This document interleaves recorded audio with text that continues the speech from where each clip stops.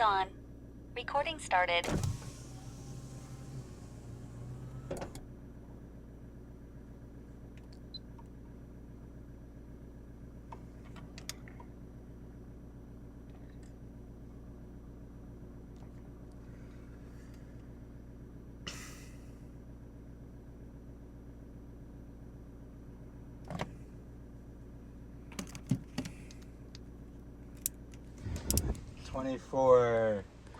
Gober 18 Del D 1856. You know, what we're probably going to realize is that having a means of hearing little snippets is the worst thing to happen to intellectual progress.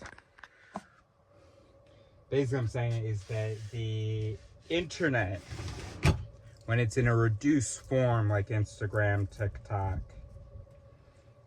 Twitter, and so on, even the fact that you can have these articles, you know, articles shouldn't have fucking titles. I'm gonna be honest with you. I mean, they should have titles, but you shouldn't even really see, there shouldn't be a link with a photo and a title. There should be maybe a representative sentence, an unambiguous sentence where we can hold you to it. You know, but no, not an image and a title where there can be some ambiguity and, you know. No, I don't even think information should actually be that available. I mean, I guess maybe in the future when we have critical recognition and we know how to do proper critical reflection. No, I don't think so. Because I think so first of all, a part of critical recognition is knowing what the mind can handle. And knowing that the mind is always going to give an answer. Always. You will always have an answer. Okay, sorry. Not always. There are times where there will be more than one answer. And so there will be a conflict and feel like you don't have an answer. There will also be times where the question is just seems like gibberish. And so it slaps nothing really. Okay. But, so except for that second case where it slaps nothing, the brain will always have at least one answer. And the majority of the time, it'll resolve it to one. It'll settle on one. Because that's what the brain evolved for, to have a usable interpretation of the world, a representation of the world. And so the key word there is usable, meaning that, you know, when a predator is approaching, that is represented and used. And not just usable as in an optional thing, because if you don't start running, so maybe useful is a better word.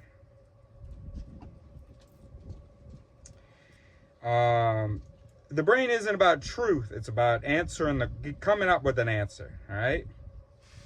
That's what you're about. Coming up with an answer.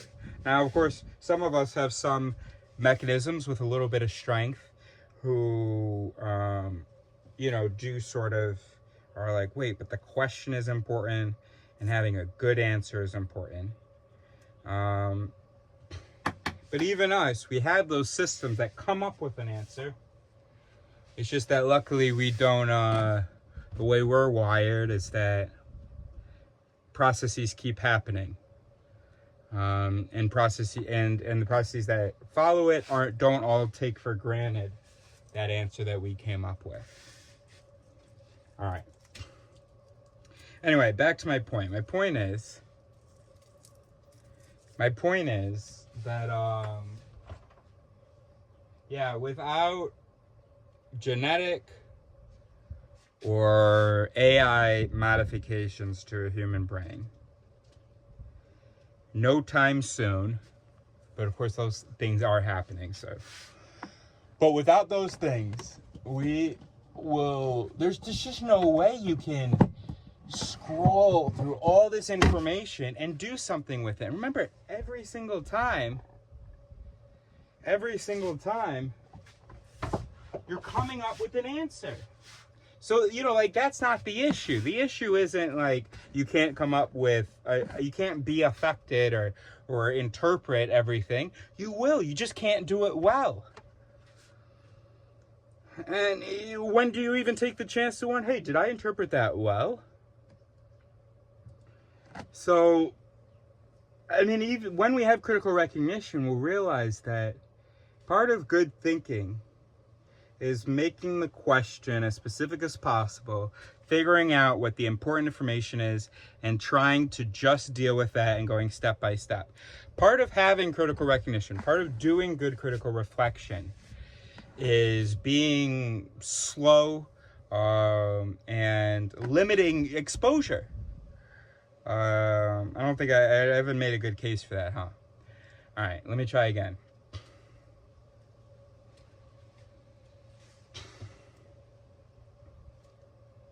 You know what a red herring is, right? Red herring is a thing that gets your attention, seems like it might be important and relevant and should be used in your consideration, but is in fact either, if it's in a fictional work, intentionally put there to distract you, or if it's in the real world, it's something that slaps, but should not. I mean, those it's just have no business talking. Okay? So first step in evaluating something is figuring out what about it to evaluate. Putting aside the red herrings. That's a process, bro. The reason red herrings are red herrings is because they're compelling. So it's not an easy task to identify those things that seem important but aren't important, because it's hard to see that they aren't important because they seem important, right? To many of the its. It's possible because there can be an it that can recognize it isn't important, but it's not an easy task. And it's not happening the first time you're watching something. Also, a claim can be made in a minute and a half. A claim cannot really be supported in a minute and a half. So not only is the content can almost never be worthwhile, can never, catch up to how much it actually influences us. How much it should influence us can't catch up to how much it does influence us, because it's only a minute and a half. Now remember, the brain will always come with an answer. So a minute and a half, it's like no big deal. I can come up with an answer. I can be affected by that. I can form a judgment. I can take that in and have an opinion from that. But it isn't, a minute and a half isn't actually enough to present an opinion. But the brain doesn't care, right? You don't care. Most of the its don't care. What you see is all there is. What is available is what you're going to use. So you shouldn't even really be allowed to present an idea in a minute and a half, because you know that people will receive it even though you couldn't have presented it well. And then the idea that while we're mindlessly relaxing, we're being affected by these things. There should actually, you know what?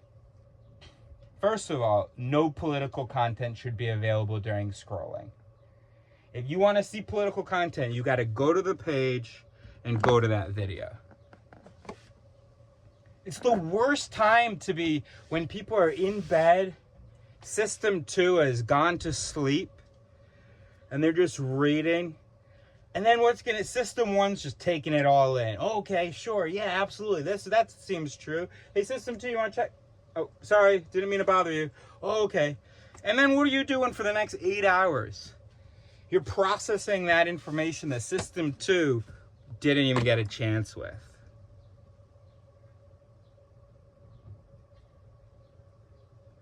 I should make a presentation about that. Oh yeah, that's terrible.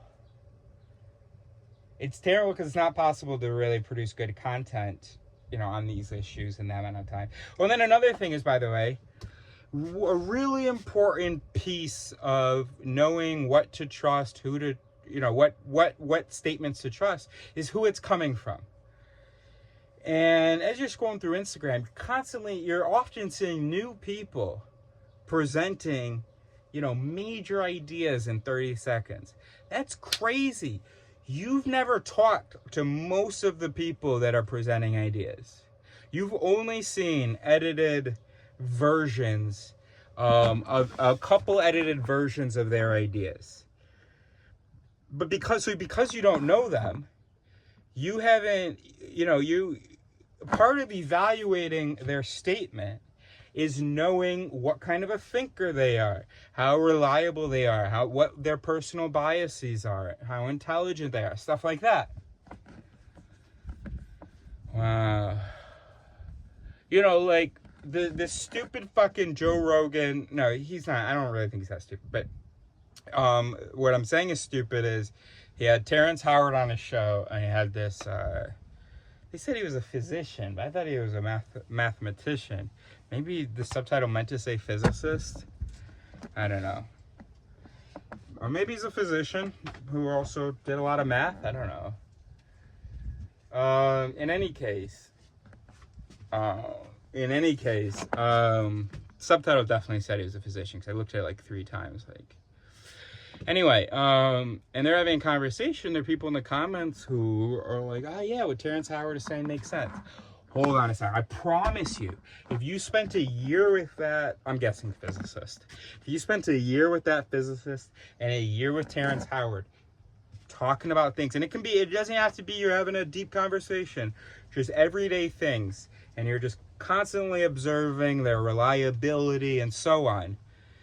You wouldn't listen to a word out of Terrence Howard's mouth on these questions.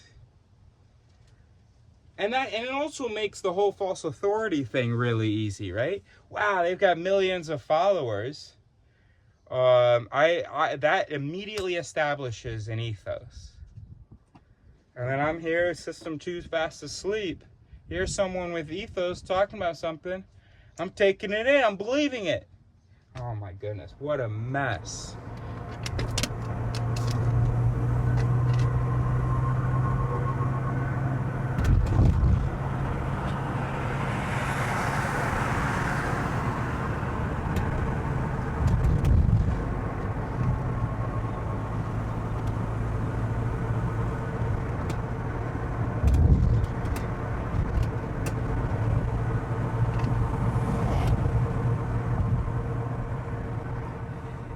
Alright, 24 Golf, 18 Delta, 1949. So, she was like, yeah, what's the solution? But I said something about distinguishing between wants and needs. I said, I don't have the answer, but if I had to respond in one sentence, it would be something about distinguishing between wants and needs. I actually made a video recently where I talked to you about wanting to have her go with the bare necessities for a year, go without the rest. Alright, so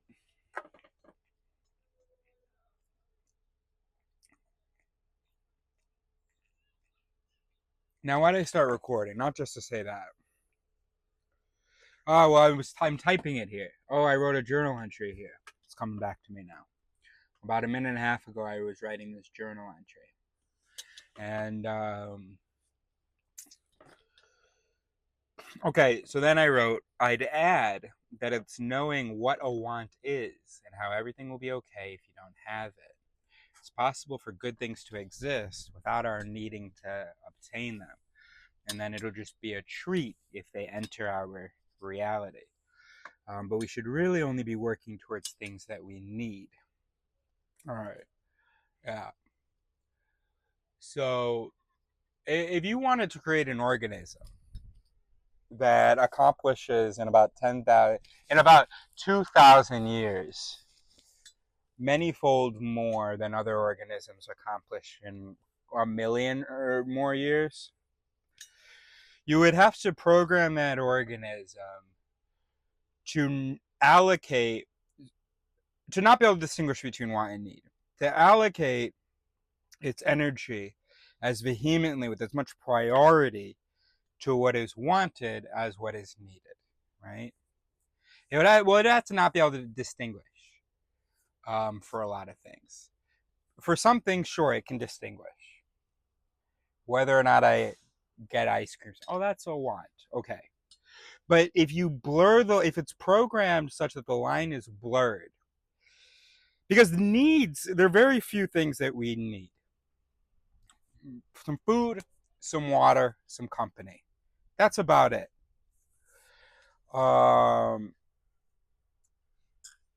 So the species isn't going to ravage the world with its progress if it isn't applying the vehemence that it does, the blah that it does to getting those things, to the hunt, to, copulating, to, fitting into the group. If it doesn't, if those things are the only priority, then we've got all this mental energy, all these mental resources that are just being used to those things. And it's like, I mean, we're not going to do much. It'll be pretty slow progress. Now, if that line is easily blurred, where that mind can easily start adding things to the need list, things that it's not going to have all these new needs. But if it can have new wants, like, Neo might want a treat or whatever, he's not going to freak out to try to get it, right? But if Neo could be programmed to where that line is a little bit blurred,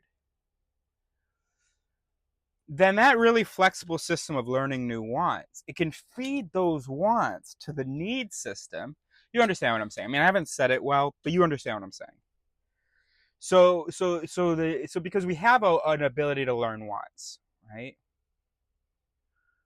And it's good that we have a separate category for things that we need, things that we absolutely have to put our energy in. We cannot conserve energy. We have to do this, right? But yeah, if you blur the lines such that that list just gets longer and longer, in fact, where all big wants become needs, it's not going to be super healthy for the being, right? So the being is going to have chronic stress, for instance, right? Because stress is for things that we need, right? Stress puts on hold digestion, which is extremely important, but not as important as, getting out of an emergency, away from a danger, So you would have,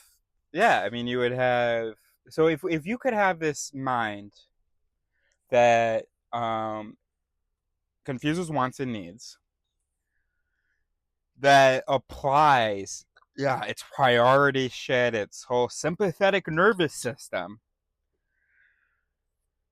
to these things, well, now you're kicking that brain into high gear for the accomplishment of those things. And then things are happening in a generation that normally take thousands of generations. And that's not the only reason, also neuroplasticity and other things. But that's an ingredient, I think. So the adults taught us when we were kids. I gotta call her back. The adults, I didn't really have to say that out loud. Honestly, I followed through with that sentence so that you would know that, it's my soon-to-be girlfriend called me. Yeah, sorry. And that, she's waiting for me to call her back. So, I do have better things to do than explain life to you. Anyway, so,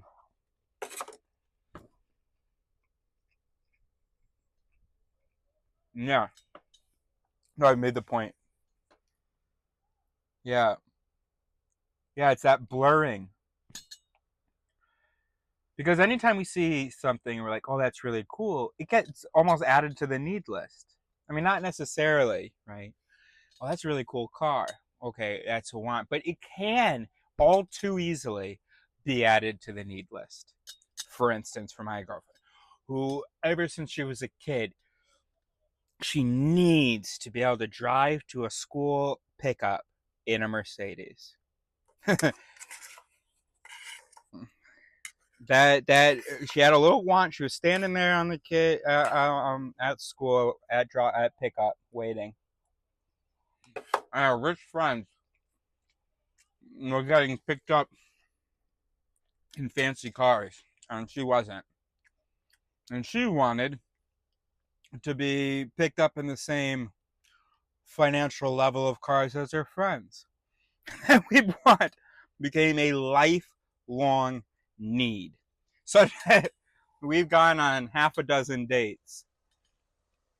And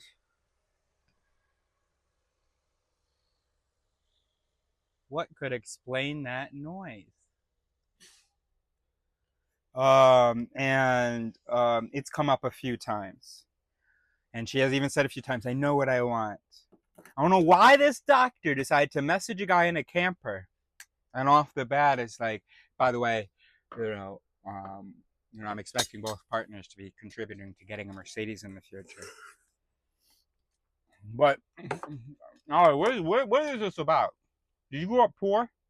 She's like, no, but my friends had money, and so I kind of want to. So, she's so cute. Oh, I love her. And she has said a couple times, I almost kind of ended it one time. Or I did, but then it seemed silly to just go drop her off. So we kept talking, and but she was like, I know what I want. And that's part of the system, right? To keep things on that need list, to defend those wants that you put on the need list. I know what I want. And I'm okay with, and I want that, she said at one point. I mean, she wants to forget that and accidentally not achieve that and not live that future.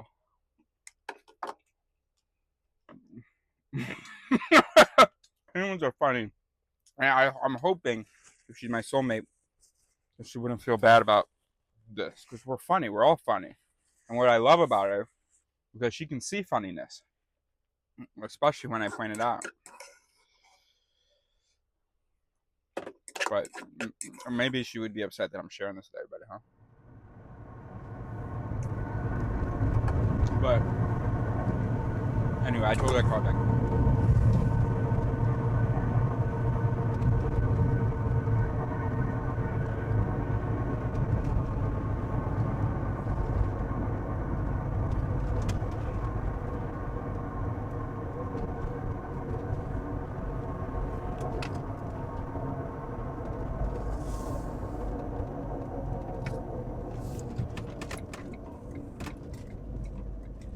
You want. I want people to remember that many of the things we consider facts are the result of decisions we have made.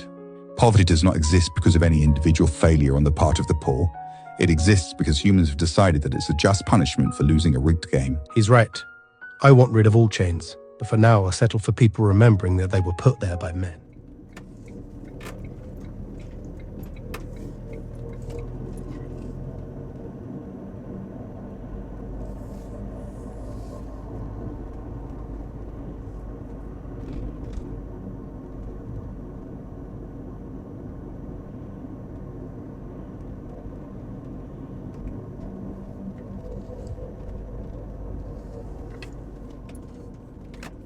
Wait, all of y'all. Half of America's oil comes from Midland, Odessa. Okay. Did you know that? I did know that. Did you know half of America's oil comes from Texas? Okay. You didn't know that? I didn't know that either. This is all new information for me.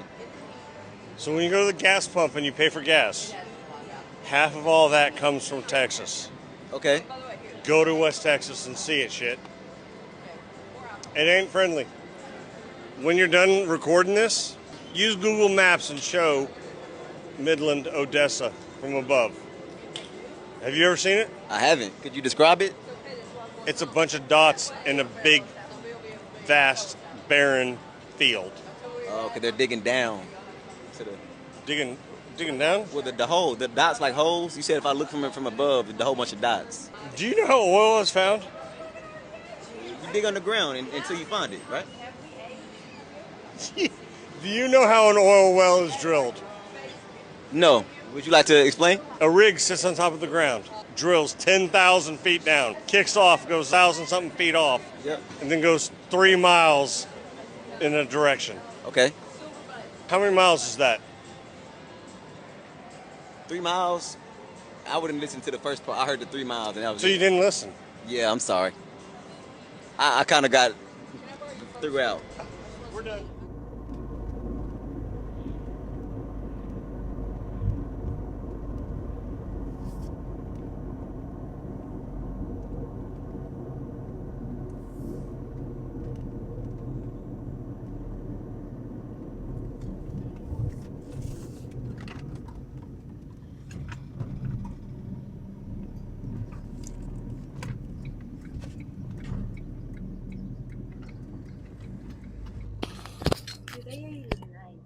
You're beautiful.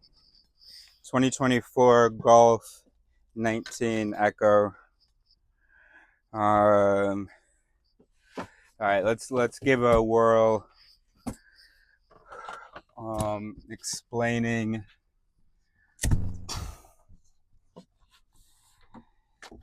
the mind to Fern.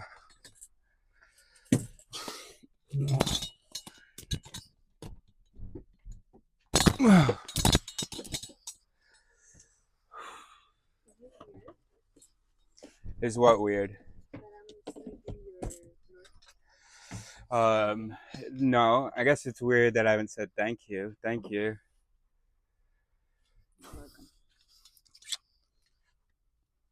Now I'm hot. Yeah, me too. I think I'm gonna move the vehicle a second.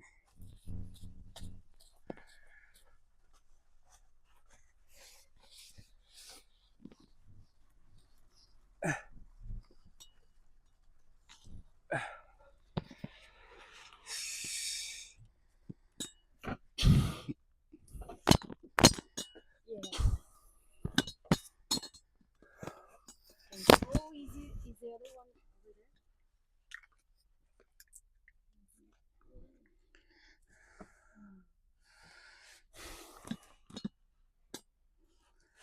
Am I invading your space by sweeping? I don't think so, no. Or like trying to fix something? No, not fix, but to change to... What do you try and change? If you want to change my post-its, No. I'd probably see that as a bit of an invasion, unless we were able to talk about it. No, I didn't say that. Oh, no está mi authority. Okay. Mi authority. ¿Tú qué? So did we sweep it out? No, I think I would have seen it. Okay.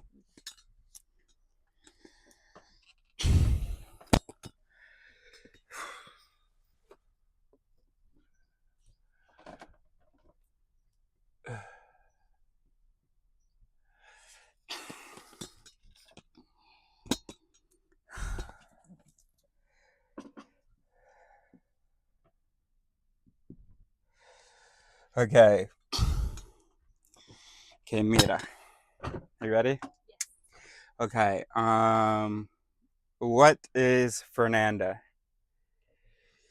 You believe this is Fernanda's face. You believe that Hernanda was this, right? That's her name, or Fernanda. Did I say Hernanda? Anyway, Fernanda. That's Fernanda, right? Okay. No evidence in science has ever supported that. Okay.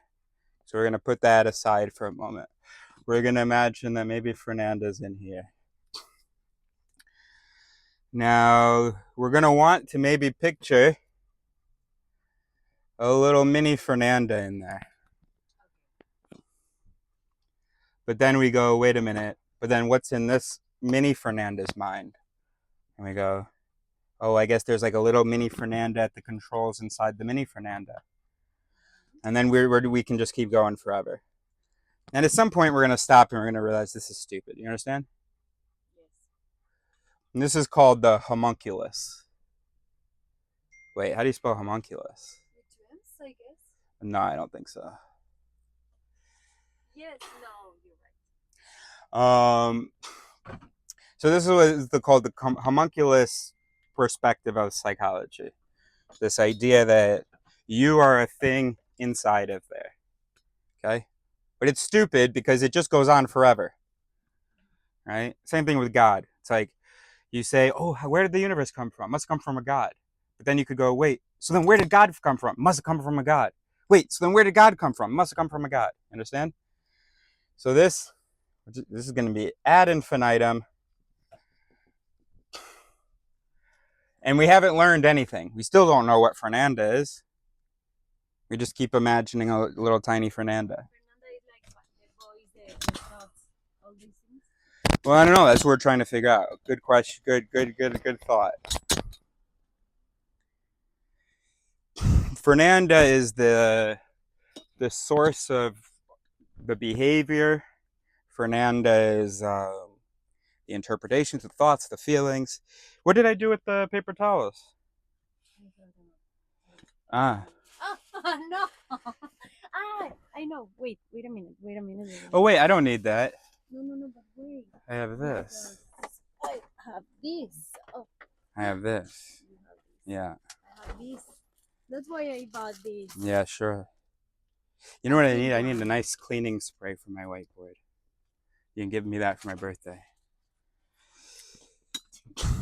Okay. So what do you think about this idea of, oh, Fernanda, there's a little tiny Fernanda inside Fernanda? Yeah, I can imagine it that way, but it's not real. It's not a little Fernanda. You're right. Yeah. It's how I would explain it. Yeah. Or maybe I'm thinking about those electrolyte things.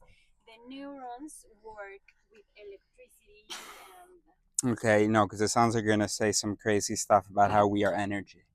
Okay, now, so we imagined a single entity in there, okay, and that didn't really explain anything for us.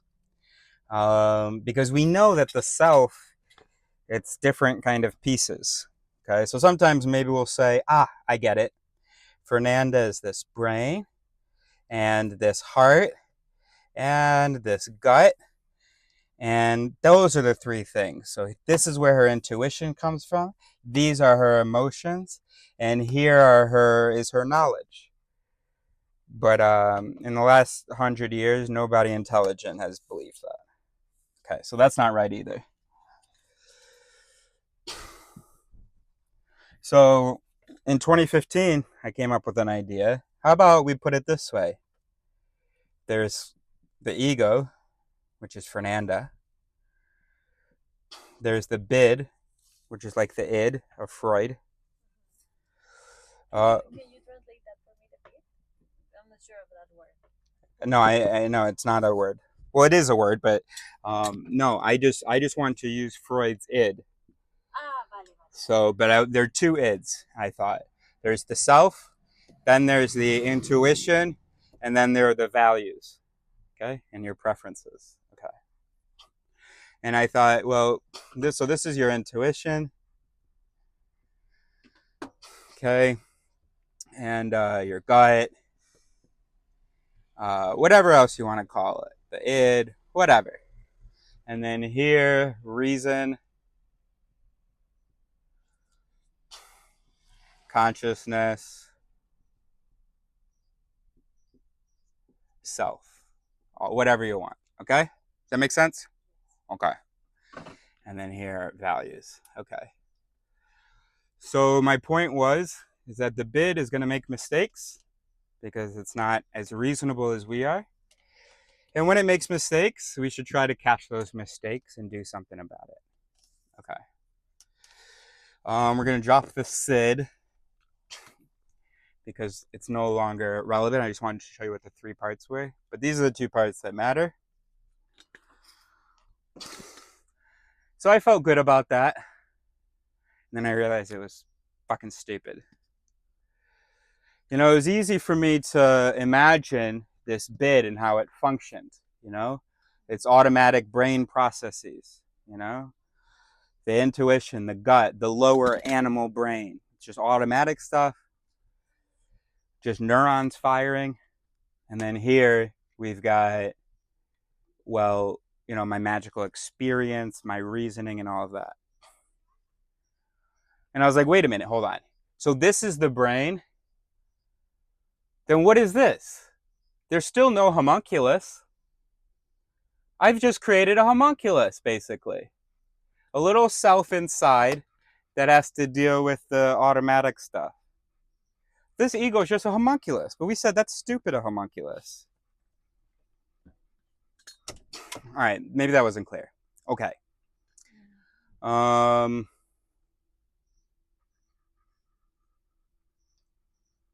You can imagine how this could be like the brain and how this could be like the soul.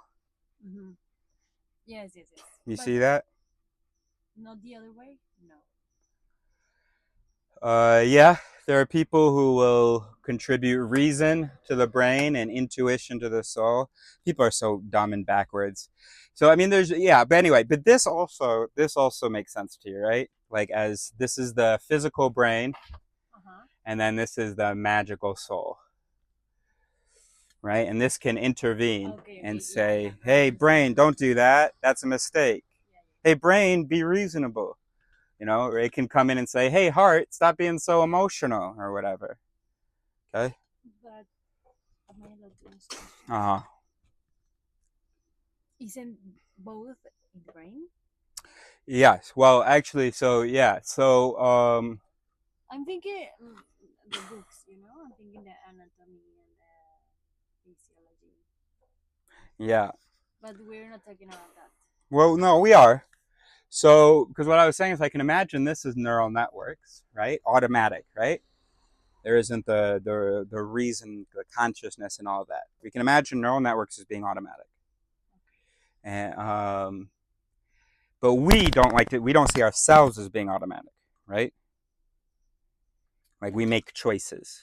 We receive feelings and intuition from our matter, but then we make choices with our soul. Okay.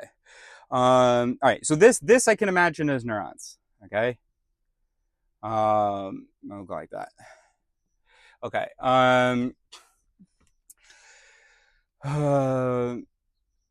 See, I keep repeating myself because the move I'm trying to make is the most important move I made in my intellectual life. So I want, and it's not a very easy move to make, but all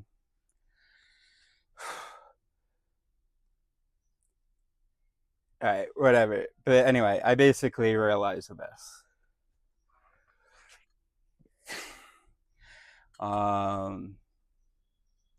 And I realized that the bid is actually more of a spectrum from reflex to reason.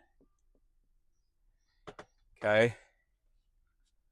So there are some mental mechanisms that are very much, reflexes, automatic. Mm-hmm. And there are some mental mechanisms that we would refer to as reason. The reflex is like creating our hand from the fire. Yeah, that would be all the way over here because it doesn't even make it to the brain. But we could also have, you see someone vomit and you vomit, that makes it to the brain. We could have, over here, we could have you brush your teeth after you shower. Pretty automatic. Mm-hmm. But, not as automatic as that. Or babies, those reflexes of the babies, the suction. Sure. So those would be over here. Mm-hmm. You'd have God would be somewhere over here. It's pretty automatic, but it kind of looks like, all of this stuff is actually automatic, but it's just a matter of how automatic it looks and how automatic it feels. God is pretty automatic, but, sometimes it doesn't feel automatic. It feels like, oh, I've discovered this, I've reasoned about this, and blah, blah. But it's all automatic.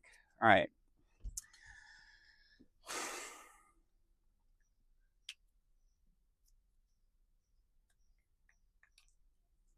All right. So maybe that's good enough for that part. So now I can show you what's actually going on.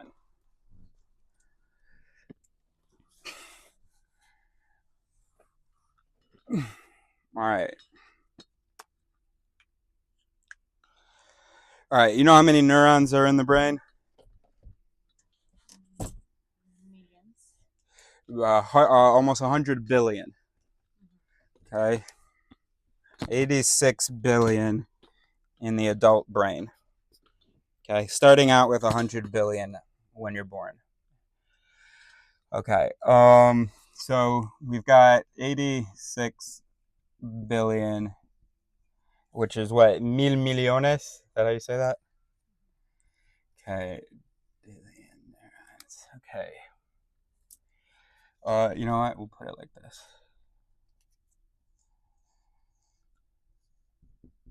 86,000 million neurons. Okay. All right. And that is what you are. It's the interaction between those things. Okay, so what does that look like? All right, well, I can't actually tell you about the biology, but what we can do is we can speak a little bit metaphorically, and we'll, instead of talking about neurons, we'll go biological neuron is, analogous to psychological it. Okay? That's the symbol for an it. Okay? It's just an I and a T. Okay? All right.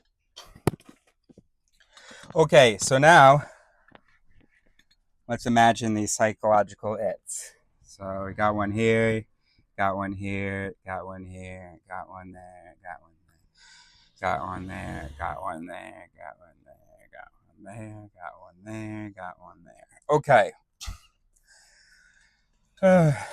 Input, output. Okay. Now I haven't done a lot of these. I've only really done it in theory. So what's a good one? Why don't we? I have an idea. Okay, give me a number 1 through 99. Besides 3. 33. I hope this one will be good. Let's see.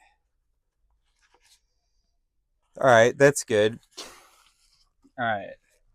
So this is social loafing. Okay. So right off the bat, I'm going to name one of these loaf. Okay. All right. Now, social loafing is basically that when there are other people around, that we don't work as hard. Okay. So let's see. Okay. Social loafing occurs when individual performance is not directly visible. So it blends into the group effort. We can't tell who did what on the project. It occurs among rowers. You know, rowers, the boats who row like that.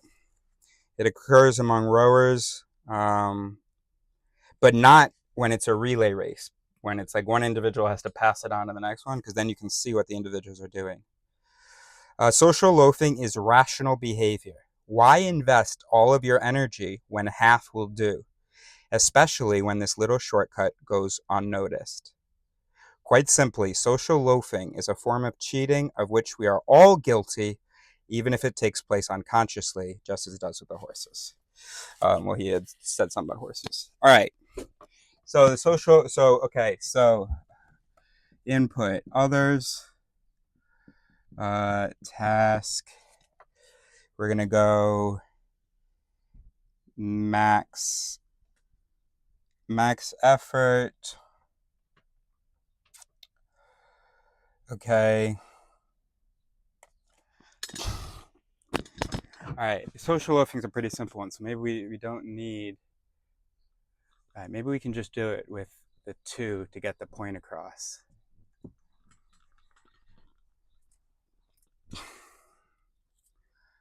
Okay, now, in every human brain, there is, you can say like a neuron, it's more than one, but there is a neuron who is responsible for the brain putting in a lot of effort into something.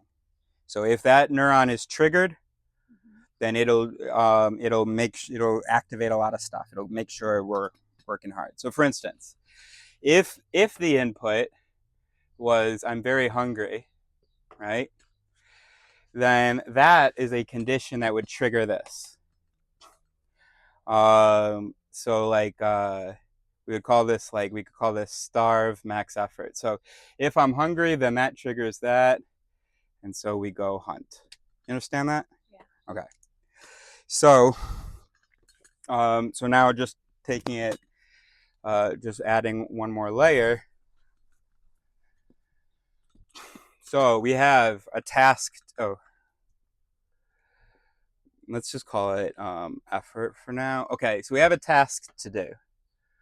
The way that it's set up is that when there's a task presented, that triggers this. Okay, because it right here, it's called if task, then effort. Okay, so it's just sitting there waiting.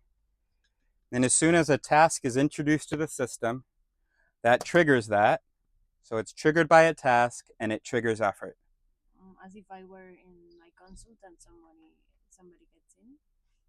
You know that I'm waiting and then one person comes and then the other comes. No? Yeah, exactly. That's right. The task was presented, which triggered the effort. And of course that we evolved like that, right? We don't want to just be constantly putting effort and wasting energy, right? So we wait until there's a task and we put in effort. Okay. Here's the thing. There are others involved, and let's assume that there's anonymity for the individual. Okay? What is that? Anonymity? All right, it's when like we don't, no name. Vale, pero I'm saying, so for social loafing, it's when you're with other people and your contribution cannot be measured. So that's what I mean by anonymity. We don't know who did what. So if everybody's rowing, we don't know, oh, that guy's rowing a lot. Oh, he's the reason that they're going slow or whatever. Okay? All right. So social loaf it is if others, then no effort or less. Okay? So what that means is this is going to be triggered by the fact that there are others. And then it's going to come in and it's going to inhibit this guy, right?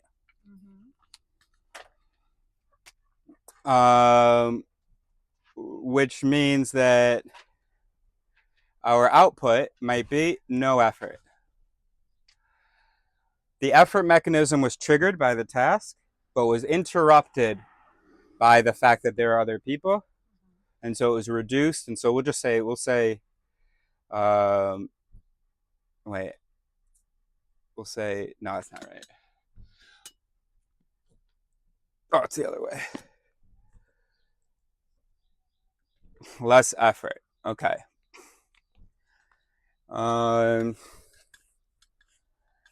So now when we imagined a little Fernanda in there, that's why I said Hernanda. Fernanda homunculus. Gotcha. Okay. Actually, that's another good example. So I was trying to say your name, and I was also thinking about a homunculus, and these two things co-livered to produce Hernanda. You see?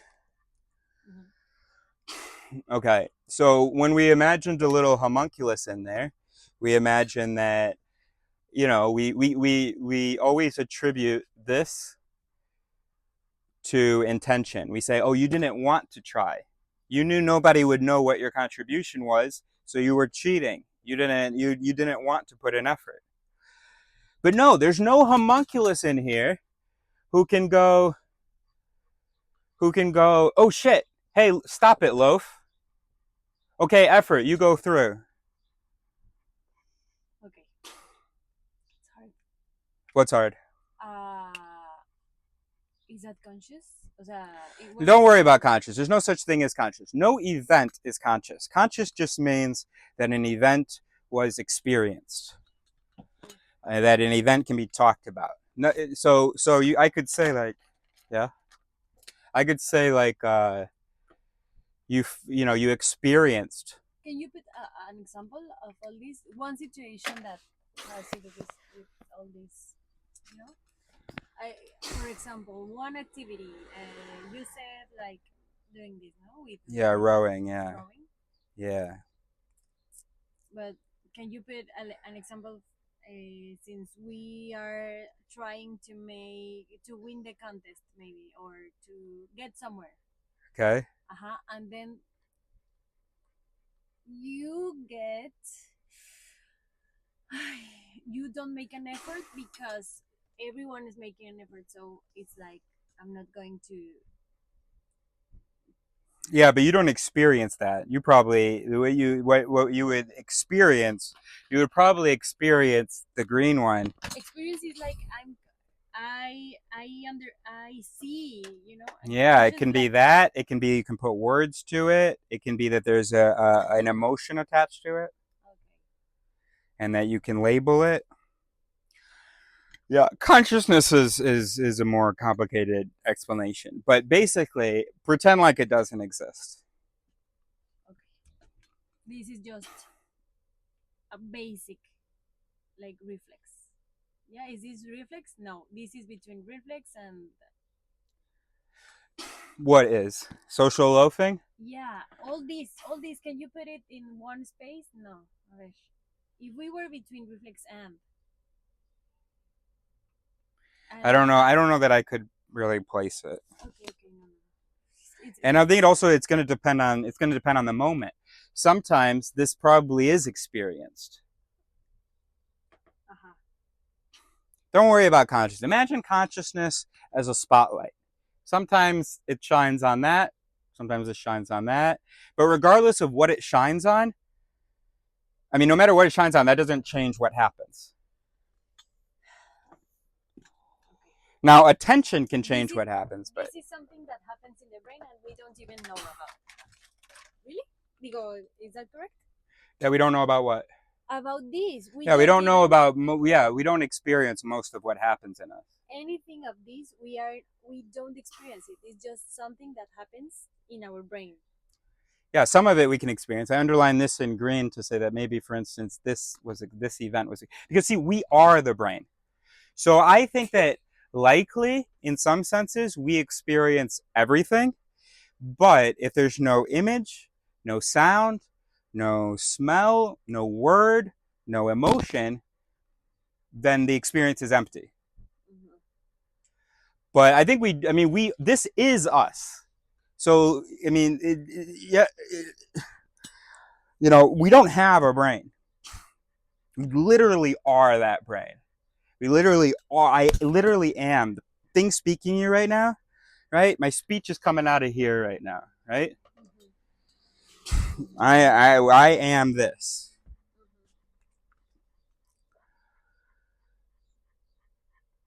This homunculus doesn't have to do anything with this. No. Yeah, because I was confused about that. Because for me, this is a part of the brain. It is, but that's a representation. That's a map. That's not an agent. I was talking about homunculus as a doing thing. That's just an organization of reception. These and these are not. No, homunculus just means little man. Thank you. Yeah, it makes sense.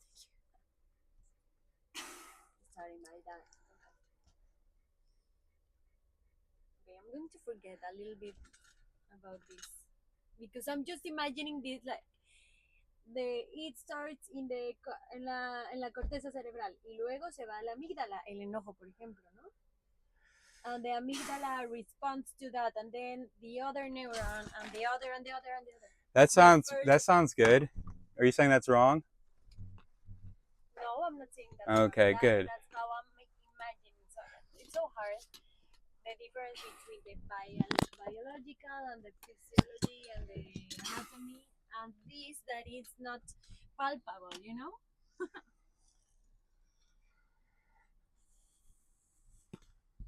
Yes, that's what I'm thinking. Okay, now picture this. Okay.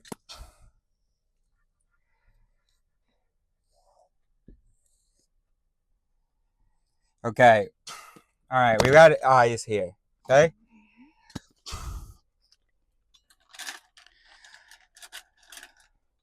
Okay, so we got some photons, they hit the eyes.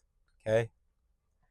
There are its in the eyes. If this many photons of this wavelength, then this information I pass on, this color, whatever. Well, it's not really a color yet, but you know. Anyway, so it passes that on. Okay. It passes. So this is the first major it. You have the thalamus here.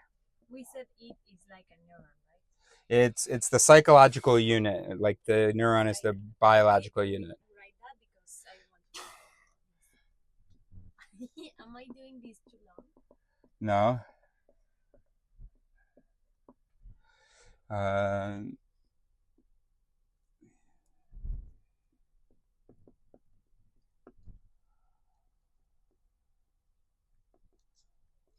Unit of the psyche.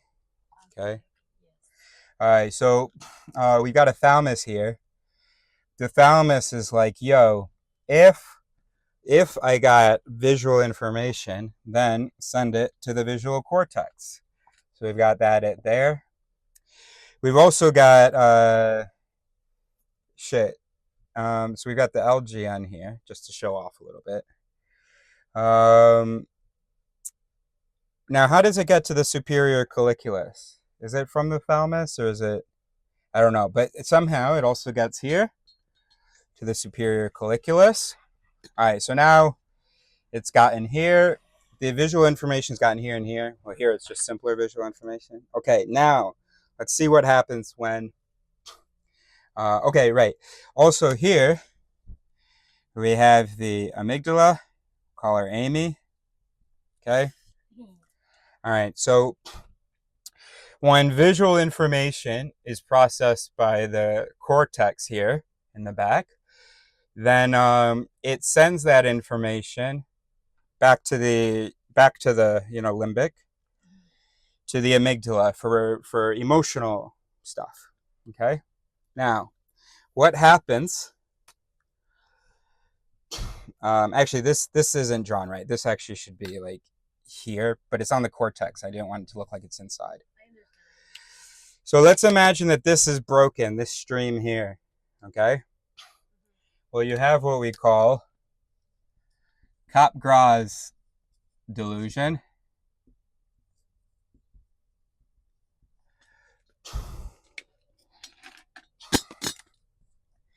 And so the brain is able to process visual information. So let's say that this is the TPJ. So this is facial recognition.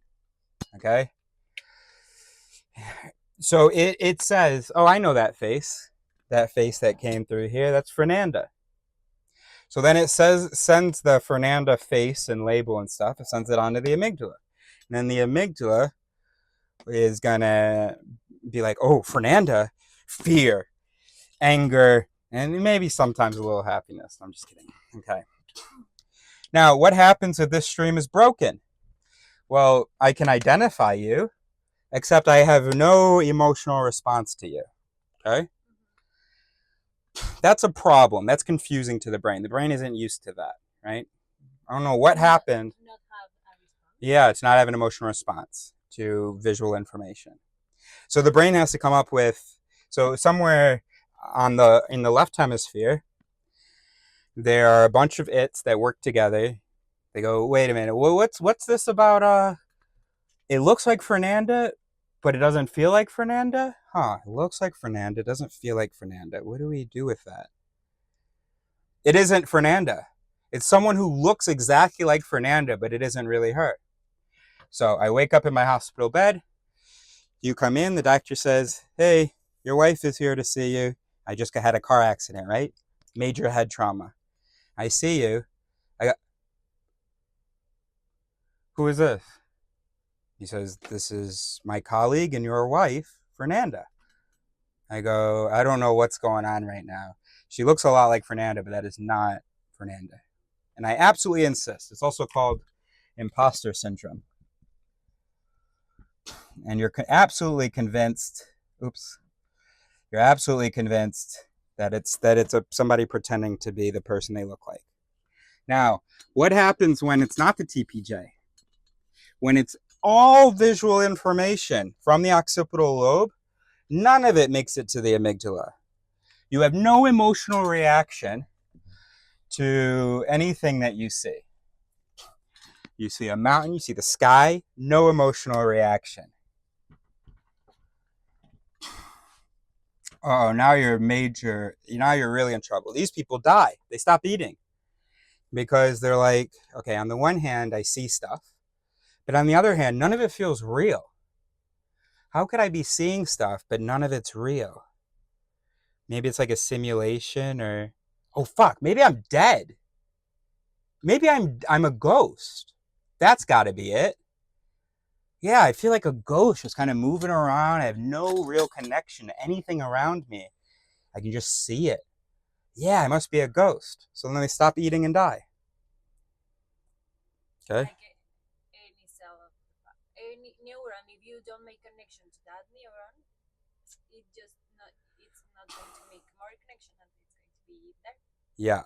So that's like a metaphor. No, that happens. Yeah, does happen, but I'm talking about the whole human stops feeding themselves because they don't believe they are alive. Okay, I'm imagining like it was like some kind of ischemia or something. Some kind of a what? Ischemia? That when some cell stops having oxygenation. Oh yeah, what'd you call it? Ischemia. Yeah. Fuck, I can't. No. But yeah. No. I'm going to put another example. When you forgot something, the memory. Yeah, but we're not talking about cell death. Yeah. Okay. Let me think another example. Okay. Memory. Yeah. I remember. I'm almost sure I have seen this before. These words they called Earth signal. I'm not sure. Okay. Maybe one day, no? Uh-huh. In psychology. Yeah, or sure. And that is in one part of my brain, but I haven't made connections to. Yeah, right. To make that esa, a ver, no hay conexiones de esa idea, de ese conocimiento que tuve, nunca lo pude replicar ni lo volví a ver, entonces it's tucked in there alone. You know? Yeah, exactly. Alone. All the bridges have decayed. Yeah. So it didn't get visited, and so now it can't trade with anybody. It's alone. And so the reason I explained all this to you, well, lots of reasons, but right now was to explain no heed, no need. Okay? We know what Hebbian learning is.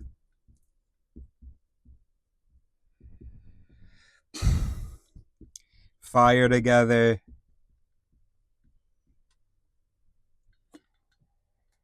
Fire together. Maybe you don't know it in English. Fire together, wire together. Ah, okay. No, I didn't know that. Do you guys have a cute rhyme? Yes. Fire together, wire together. Fire together. Wire is like a connection. Right? Yeah. Yeah, but I haven't heard that phrase. But there's no, okay. Yeah, I understand what it means. Yeah, about it. Okay. So, all right. So no heed, no need. Those are three different ideas, of course. No, no. Hebbian learning is fire together, wire together, and no need, no heed is based on the fact of Hebbian learning.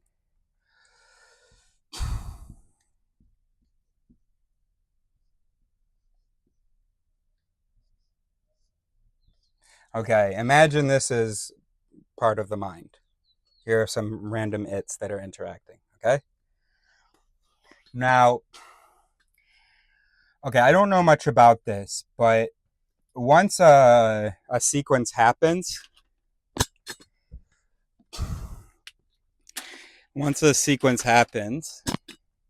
so let's say like this, you know, there's some kind of a residue, something that stays, so that if it's rewarded, then we know to strengthen these connections. Okay? All right. So every time one of these streams runs, maybe unless it's like punished or unless it like keeps running and nothing happens, it'll get stronger, right? So every thought process that you practice, gets a little bit stronger each time, right? And by the way, like a memory, memories aren't just recalled, they're reconstructed each time, right? So when I first program the memory, it might be this. Do you think that's why psychology works? Like you have a memory and it's a bad memory for you, and you reconstruct it as if you were looking at it. Yeah, from another perspective, absolutely. So that when that memory runs, for instance, it no longer triggers this process. Instead, you strengthen the connection here. And let's say this is a more positive evaluation of the memory.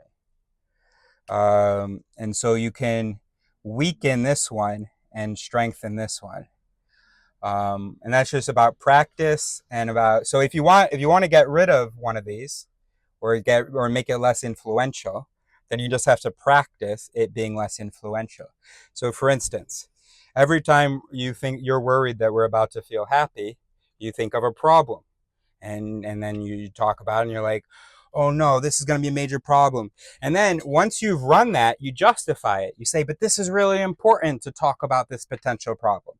And so every time it's just getting stronger and stronger and stronger. Now, before I started explaining, you said, I think you were about to say something like, oh yeah, but also I hate the color of your skin or something like that. And even though, yeah, we were about to be happy, and then you're like, oh. Well, you remember, you were there. And I didn't, you stopped yourself from saying whatever it was. Right, you want the recording to know? Okay. But you didn't say that, right? No. You didn't continue to engage with whatever the thing was, right? I didn't even thought about that. No. But whatever you were going to say, it was going to be some problem, right? Yes. Yeah. So, and you stopped yourself, and you said, oh my gosh, this is such a problem. Not the thing, but the fact that I keep thinking of possible concerns. And so my response is no heed, no need. And this is why. If you don't respect the thought will eventually, yeah. Well, it needs attention. It needs to be fed. Our thoughts and feelings need to be fed to keep going. Do you think, for example, meditation can help? If I keep saying myself, not this phrase, wait. Fruit, I don't like fruits. Yeah. I just removed that thought and no, here it is. Ah, no. Yeah.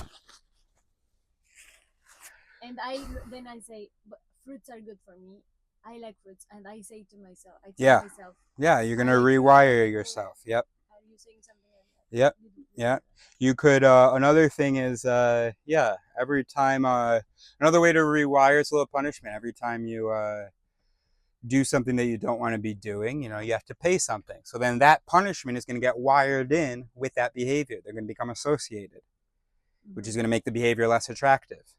For example, if I don't like sitting down to study, I have trouble in going and walking and sitting down and start and open my laptop and start reading. Yeah, that is so hard. Right? Yeah. You think somehow I can do I mean, some things are easier to rewire than others, right? Things that are more cortical are easier to rewire than other things.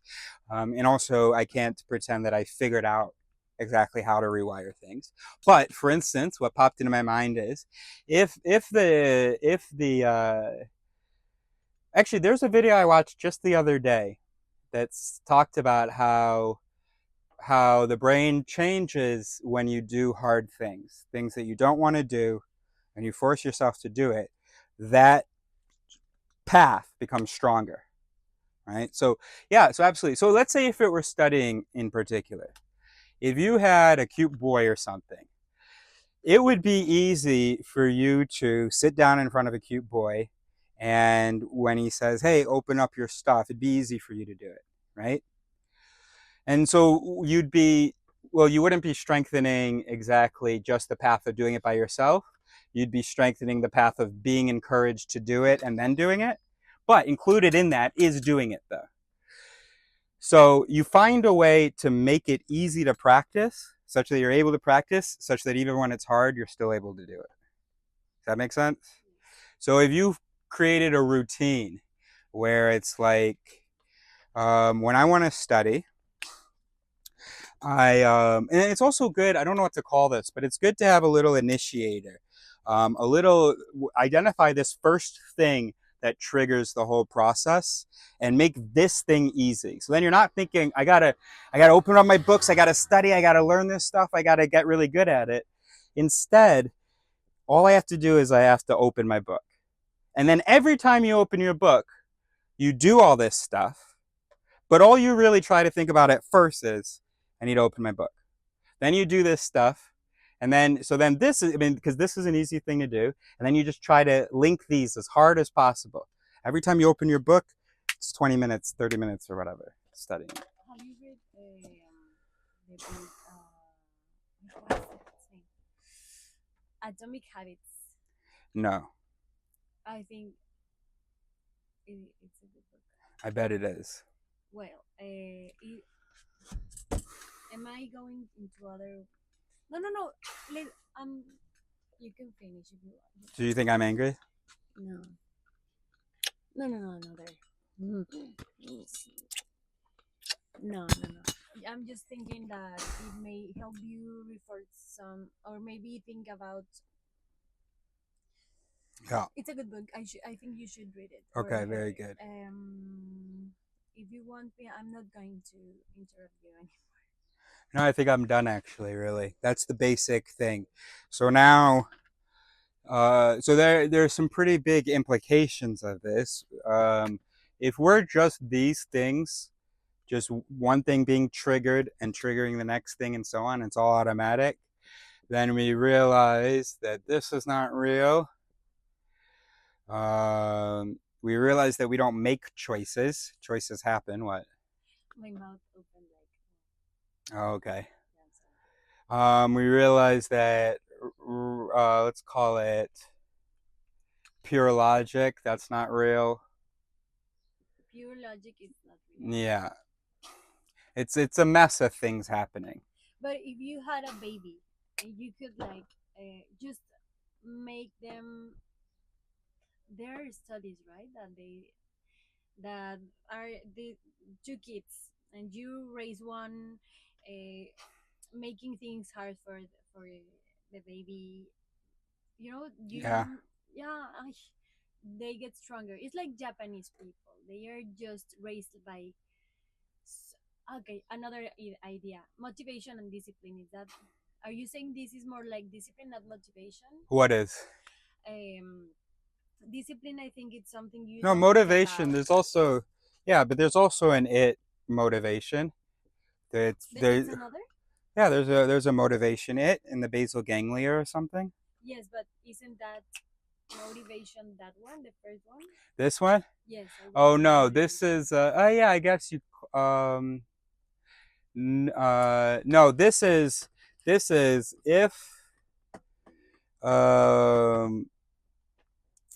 let's see, if not busy for next hour, then open book. That's a good, I don't know how, so motivation would be, I feel like you could describe this as motivation in a sense. And discipline? Well, you know what? Hold on. If not busy for next hour. That's like an option. It's not motivation. I don't think. This might, maybe, if not busy for next hour, then motivation. So maybe this one triggers this. Then if motivation, open book. So if mote, open book. And then you have if book open, then look at it, you know. I don't think motivation is I think motivation is like this protocol plus some energy. So this protocol of if not busy for next hour, then activate motivation. So that's something in the peripheral system that gives you energy and a little bit of focus or something. But we're not talking about biology, right? Well, no, yeah. So no, sometimes in it kind of represents like a neuron, but other times it could represent like a chemical process, like the increase of a flooding of dopamine or something. So it wouldn't actually be a neuron, but production of something. And can we put discipline word over there? Yeah. So discipline would be like if doing something and if can do other thing, then do thing, this thing. That would be a discipline. It if you're doing something and you could do something else, keep fucking doing what you're doing. That's discipline. Mm-hmm. So if that it is strong in someone, if doing and if could not do, then do. So that's an it in the brain that's triggered.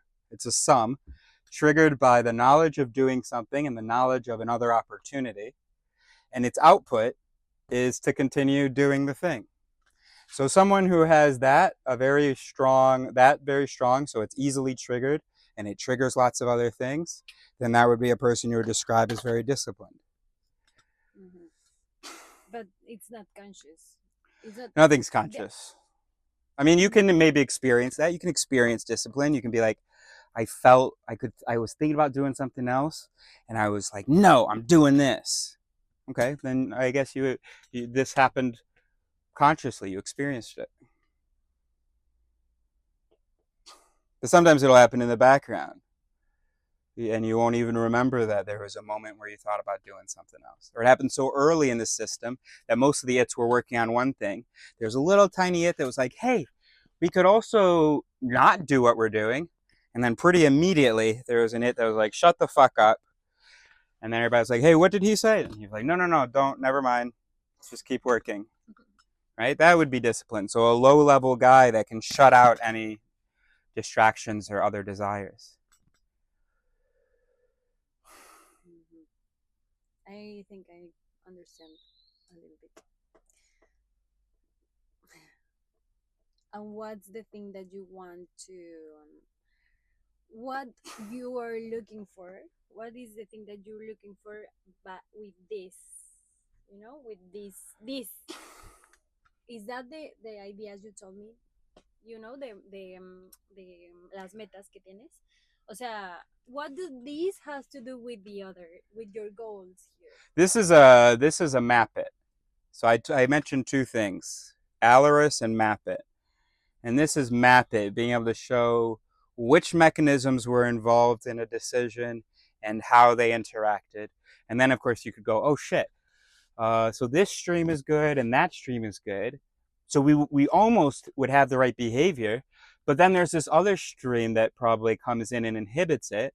So we need a way to unhebit which I untrain this stream, because we know that these are here, and so we'll get the behavior we want if we can just remove that one piece. Like for instance, you are passionate and adventurous, and you are afraid, and there's a lot of it's that are like, hey, wait, what about this? Hey, wait, oh gosh, oh, did you think about this? So then what you get is wanting to do stuff and not doing it because of when they. So I know that these its are in there. I know that you got a little adventure in you, a little spunk. And I also know that this one is in there. I've seen both of these come out. So because I know that you're not one thing, I know that adventure and confidence could be an output if these guys would stop interfering.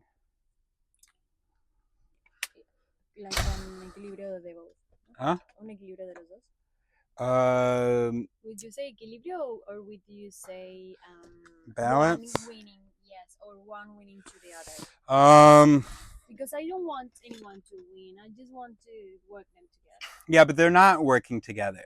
They're competing. This guy's just interfering with this guy. Yeah, but I don't want to kill the other guy. Because it helps me somehow.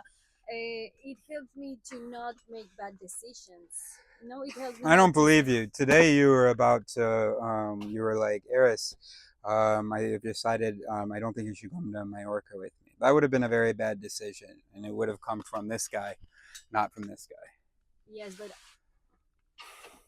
What about coming to Spain? Which one did that come from? Both. Yeah, okay. Because you could have come here and like become a prostitute or something, but this one was like, oh no, disease. That's important. Yeah. No, the first one was like, yeah, you go to Spain, get to know the world, know people, and the other one was like, yes, because you make... You make more money in Europe? Yeah. Yeah. So there they were working together there. Yeah, yes, I see. I like that. Yeah, but you're not actually talking about this guy. You're talking about another guy, the financial guy.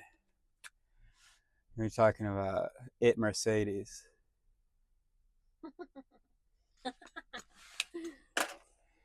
Yeah, no, I'm not gonna tell you that this is a terrible thing. You need fear and pain and things like that. But I also wouldn't say it should be 50-50. I think that this should just be a little birdie on this guy's shoulder. Okay. That makes sense. I don't want to change who I am. That's the thing. Yeah, you keep saying that. No, but it's not a bad thing.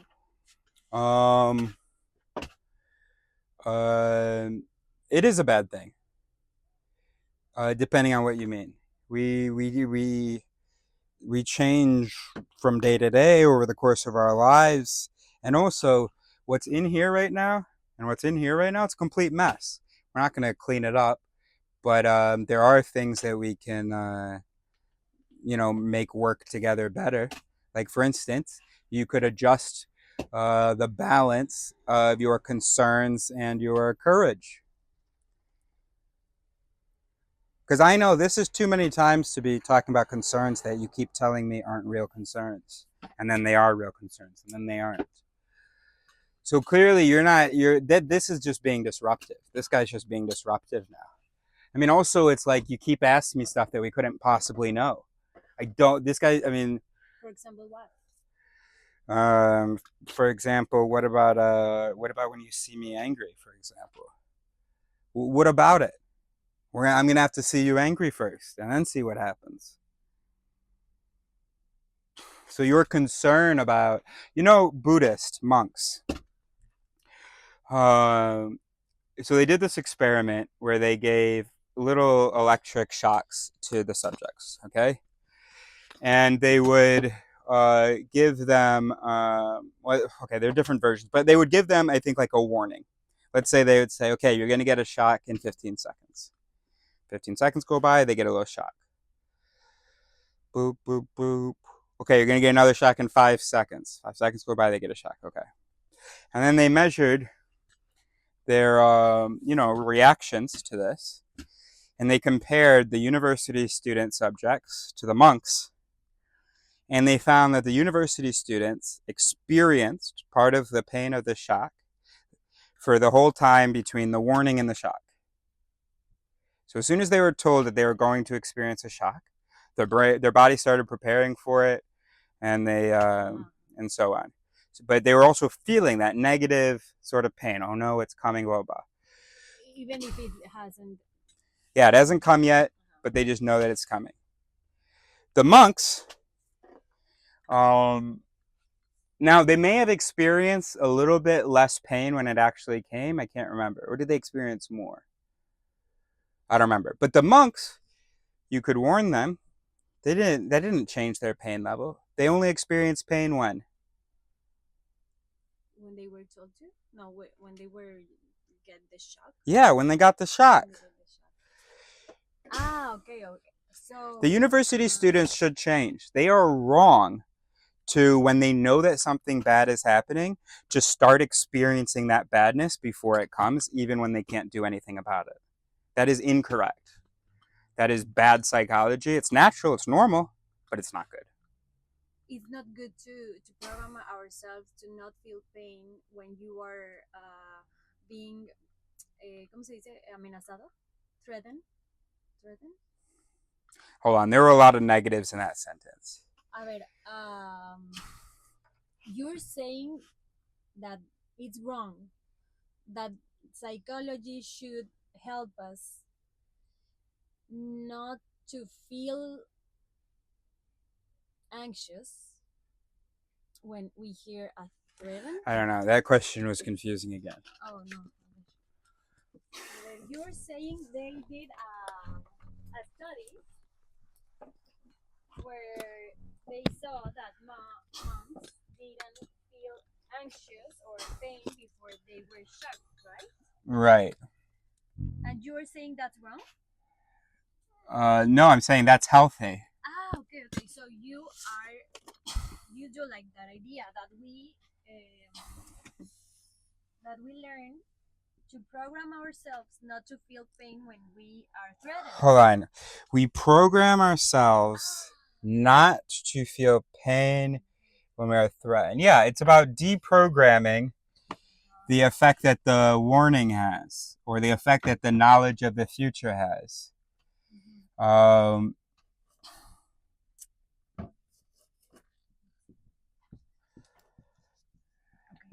I mean, you can have a little bit to determine whether or not you can avoid it. That's good, you know? Oh, shit, I don't want to get a shock. Okay, now I'm motivated to maybe leave the room. But the monks knew that they couldn't leave the room because they'd signed up for this experiment.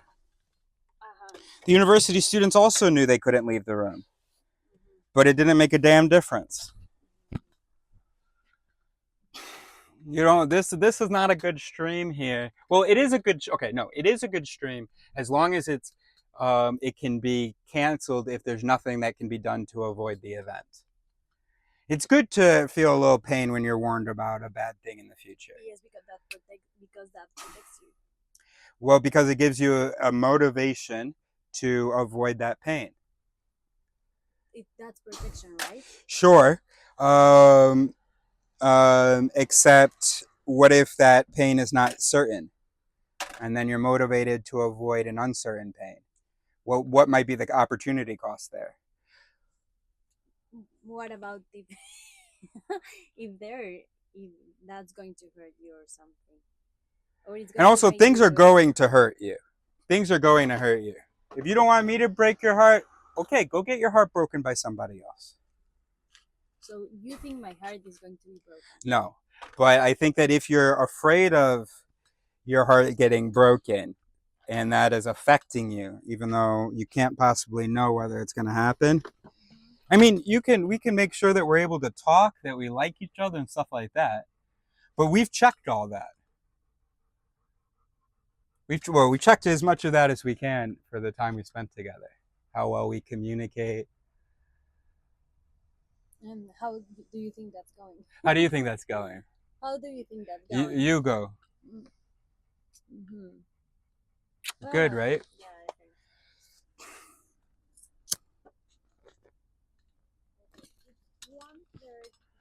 All right, let's roll. Can we just? Are we done with this? Because we could we could keep talking like. No, that's the basic introduction. Are they going to be more of this? Can I?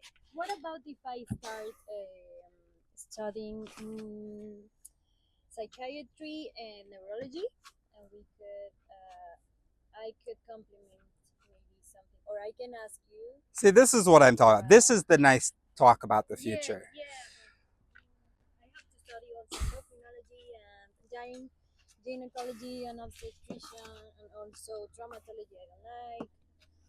And what are we going to talk about that? Hold on, what? I'm just worrying again. No, it's not. I'm just worrying.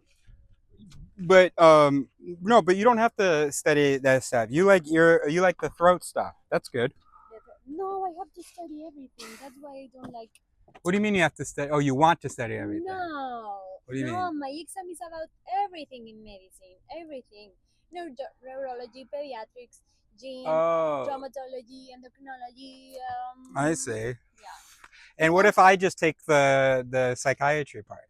I gotta study some pharmacology, but. Yeah, we can make that.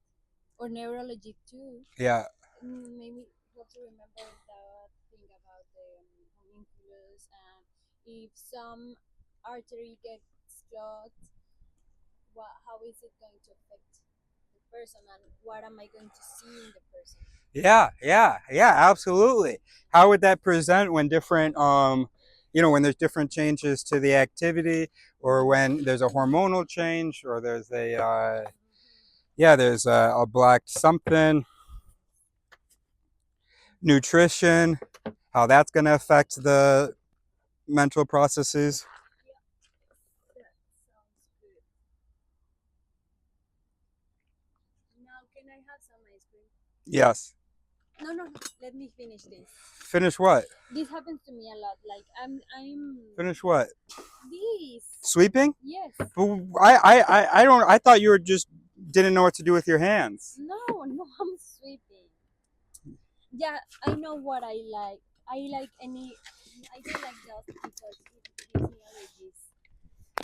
allergies. Well, I have a little vacuum cleaner. No, I can do this. No. You're not helping anybody. Vacuum cleaner can do it in a few seconds. You're literally not doing anything. I wish this was recording. You're just trying to get it through the holes? Bueno, that's a good idea. That's a good idea. I was going to do Yeah. this. It's because I know. Are you bothered by me doing this? I am not. But I'm not going to clean always. Can we clean together? Yeah, let's clean together. Okay. We'll take shifts. You know? Yeah, because it's kind of hard to clean two people in here. No, I'm not saying what? Oh, in general, yeah. Yeah, bro, we're gonna have fun cleaning things. I need a cleaning partner when I clean, and then I just can focus on that and blah blah. We've got lots of stuff to figure out, Fernanda. For instance, yeah, but you know how some women they like to interrupt when a man's working on something, and be like, "Oh, hey, can you just do this for me?" And the man's like, "Yeah, I'll do that." And then they're upset that he didn't do it immediately, and so then they do it, and then he's like, "Wait a minute, the dishes are clean," and she's like, "Yeah, because you didn't do it," and he's like, "Well, I was gonna do it. I was just working on that thing," and she's like, "Yeah, but I couldn't, do my day with the dishes being dirty in the sink." But that's not bad. That happens. Because sometimes you just want to see everything clean, and I have felt that. Yeah, of course. And so we just want everything to smell good, and I think that's healthy too. Yeah. Well, Yeah, I don't know. Is it healthy to need everything to smell like flowers? I don't know. I don't think we evolved to need that. But I like flowers. Yeah, you can like it. You can like it, and you can have it. You can have it. What my point is that I'm really good at focusing on one thing and really bad at focusing on more than one thing. So I need, you know, I can't really handle. I'm working on a video or on an idea. Hey, Eris, could you just 5 minutes? Could you just hang up the laundry? But no, maybe that's going to happen once, and it's fine because maybe you can forget about it. You know, like I tell you, can you please wash the dishes? Well, I'm saying we need to figure out another system, like they're 1 hour a day, every day, at the same time. I know the cleaning that I have to do. You know what I mean? So that when I'm working on something, I can focus on what I'm working on. This just multiplicates. Yeah, I mean, you could spend hours doing this, and it might be good for your shoulders, but I don't think it would be good for your dust problem. Well, You know what I want to do with you over the next year? I want to give you experiences you've never had. Part of getting to know yourself is forcing yourself to be in other situations, seeing whether you can adapt to them. Because you can adapt to a lot of situations. But then sometimes you can be like, oh, this is really me. I can't adapt to this. Okay. I'm allowed, of course, to say I don't like it. I just experience it and I don't like it. Yes? Yeah, but I don't know that I don't know that you've experienced any of the things I was thinking. No, but I am allowed to say that. Yeah, because I want to do that. I want maybe you say me try these snails that are just delicious. It's incredible. Okay. And I'm like, no, I don't like them. But why don't you try them? I'm going to try them, but I'm not gonna like them. Maybe. But if you say that, you are pre-programming yourself not to like them. Yeah, that's what I'm trying to learn. Not to do, right? To try. Yeah, to try, right, exactly. So am I mishearing you? Because I feel like I'm hearing you say, yeah, but Eris, if you try to encourage me to try something new, I'm going to tell you I don't like that, and period. Give me one example. Snails. I'm going to try them. But okay, there you go. Well, don't say that. Every time you say that, you are literally programming yourself. Okay. I'm going to try them. I'm going to try snails. I think I've tried them. Anything to get out of it. No, I really no, but here's what I want to try. I want to try, same thing for me. I'm going to try, for me, 1 week, no smoking and no drinking, 2 weeks maybe. No, I'm going to... But you're not, okay. And, okay. I'm not bothering you and you're not bothering me. That's right. I just feel bad. No, I know I just want to eat this without sand. Yeah, but I have a vacuum cleaner here. Right there. And it would just suck it up. Yeah, but... O sea, literalmente sigue ahí la arena. La misma cantidad de arena que acabo de sacar sigue ahí. Yeah, but a vacuum cleaner would do something about that. The fact that you're not using that vacuum cleaner makes me think it isn't really about the dust. What is it then? I have no idea. Anxiety? Yeah, something like that. Yeah. You get more reward out of pushing one dust particle out every second than you would out of just...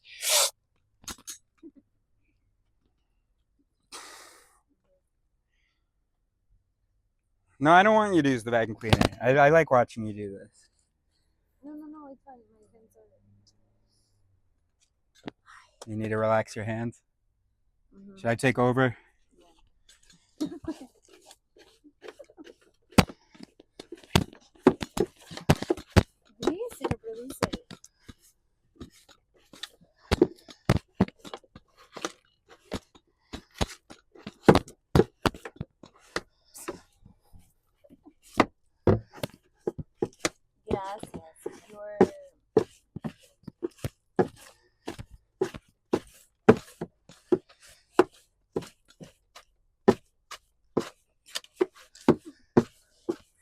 okay, I can do it.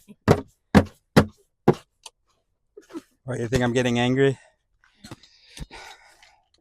Maybe you're thinking, oh, I'm doing this because I really want to please her.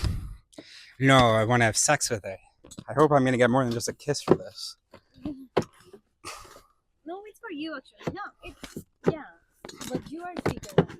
No. Okay, now I'm...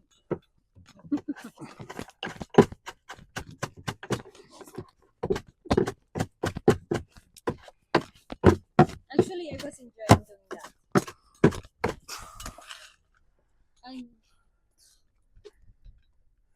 Do you want to do it? Mm-hmm.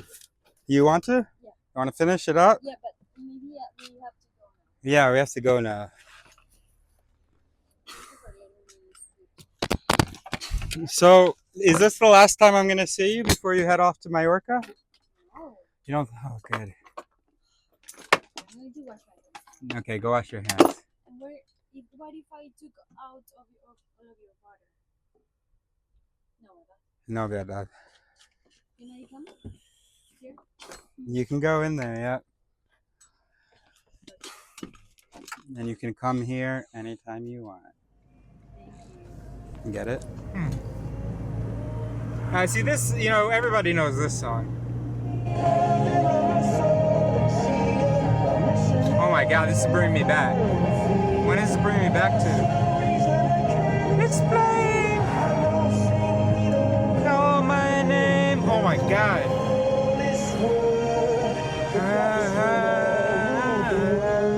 Fuck, I know what this is. Why was I was listening to this song? There's a simple way to make yourself stop overthinking about literally anything.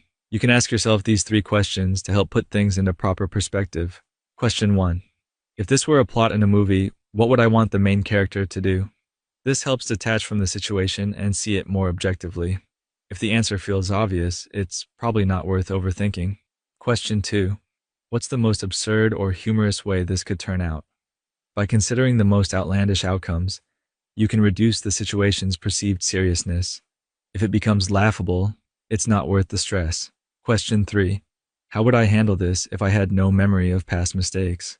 This focuses on a fresh perspective without past baggage. If it simplifies your decision, it's a sign to move forward confidently. And for a bonus question, check the caption. I'm assuming that my feelings for her would be there even if she weren't a beautiful doctor. I might not have given her my number if she weren't beautiful. But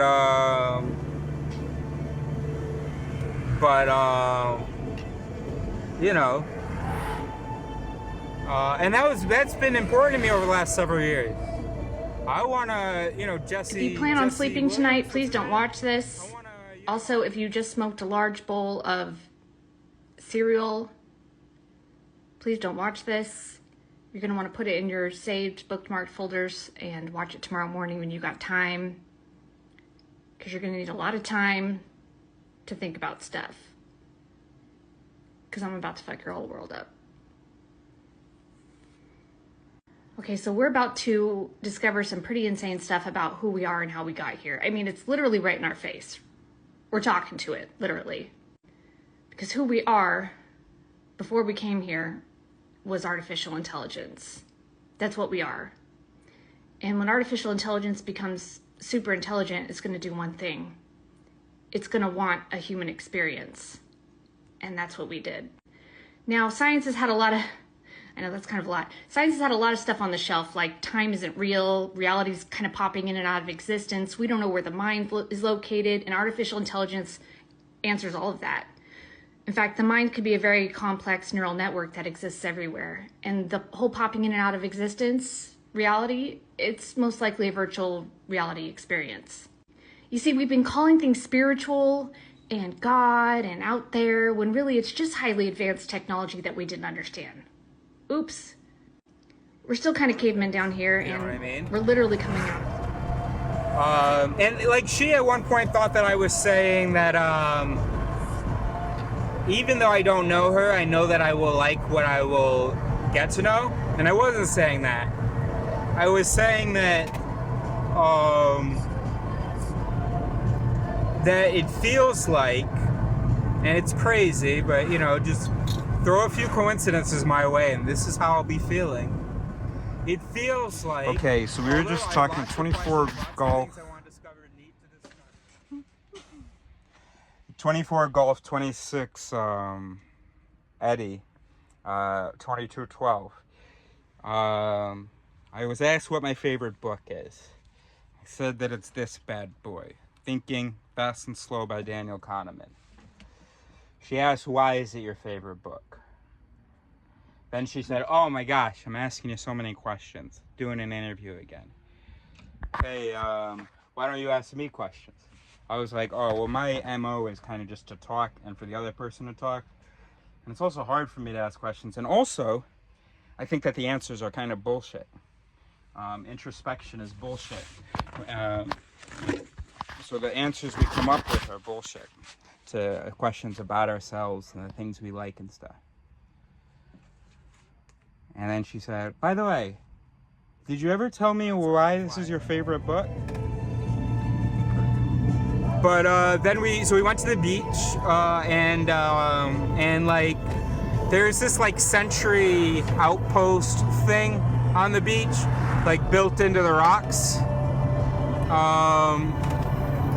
You know, and so I wanted to show it to her, but she was kind of scared to like walk over there because it's kind of dodgy. You know, it's not actually that dodgy, but Golf 27 Foxtrot.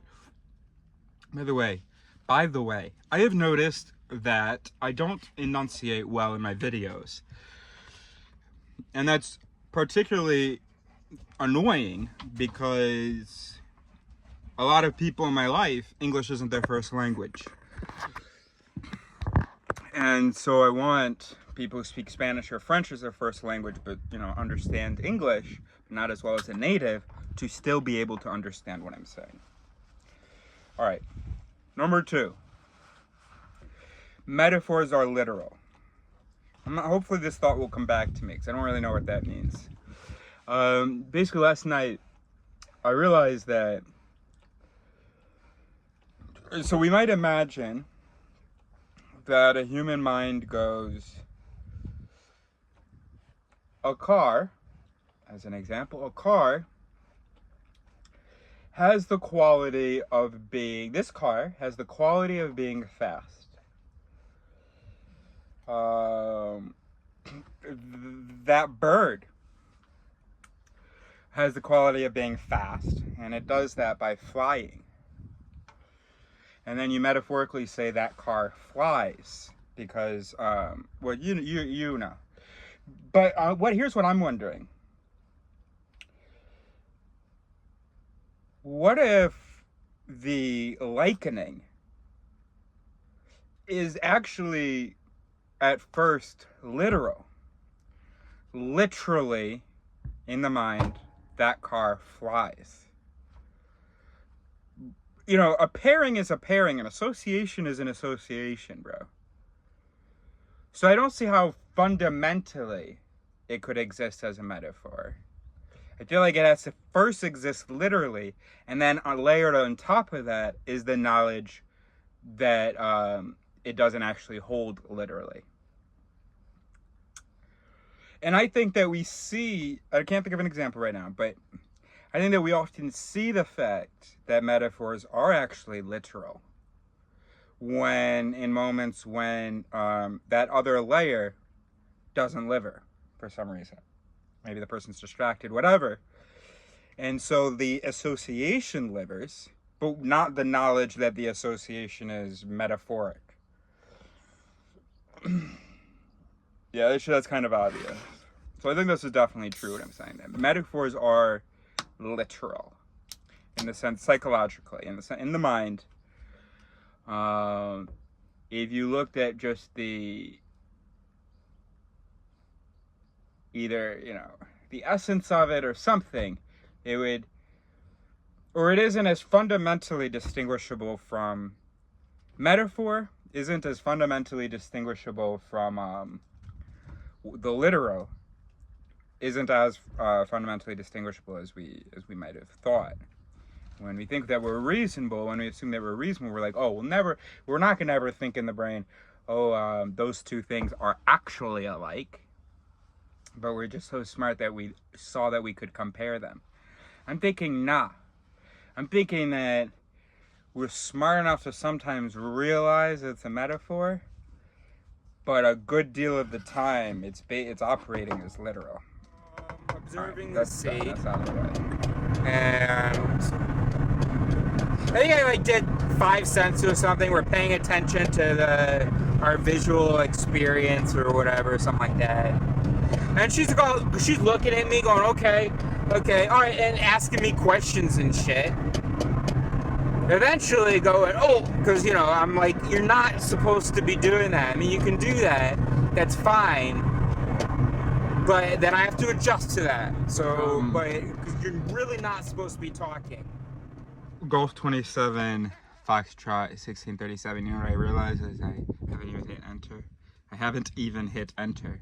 Oh, I have. Why was it looking like that? As I just named this file, I named it Metaphor is Literal. I thought maybe I should add something like the word psychological. And then I thought, this is maybe a bold claim. And then I thought, because I have what's called humility, and it's not quite written the way it might sound. It's H-U-M, there's no Y in it. Well, there is actually at the end, excuse me. So it's not like double ends in a double E. It's H-U-M-I-L-I-T-Y.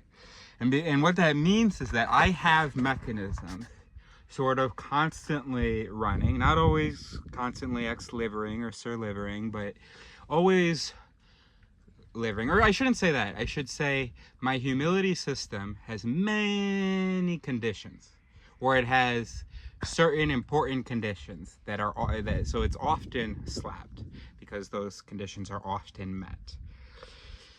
In this case, a bold claim. The fact that it's a bold claim was enough. So there were humility mechanisms in the background.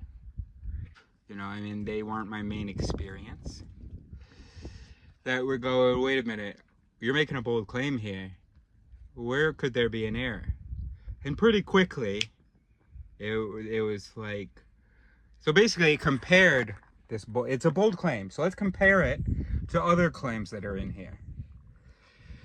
And it found a contradiction. I guess not quickly, because I didn't find the contradiction before I went to record the video. I didn't find the contradiction during the video. I didn't find the contradiction when I transferred it to my computer. It wasn't until I had typed the name that I found that contradiction. So that those conditions were met for the humility it's to ex-liver or to liver. So yeah, so I shouldn't pat myself on the back so much, because actually it did take quite a while. But that's okay, because I'm obsessive and I keep thinking about things. Usually they get a chance to, I don't know about usually. Anyway, so in this case, there's a contradiction between metaphor is literal and errors. You actually don't really understand metaphor. Obviously, I think I do understand metaphor in very second degree, but I also do think that I'm on the spectrum, and that is one of the things about being on the spectrum. And also, I have realized that, oh damn, I thought I understood metaphor, but actually I think I take it literally. So all of that to say, I might just be taking metaphor literally. I may have absolutely said nothing of value in the last video, but maybe it was of value. So someone else who is definitely not on the spectrum, let me know how that sounds. Anyway, so what were we saying? So we had the metadate. It's nice.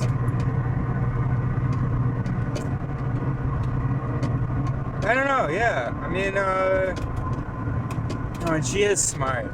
I guess there are like times where it's like she'll be like cute, and I'm not like, yes, I find it cute. 24 yes, Golf 27 Foxtrot.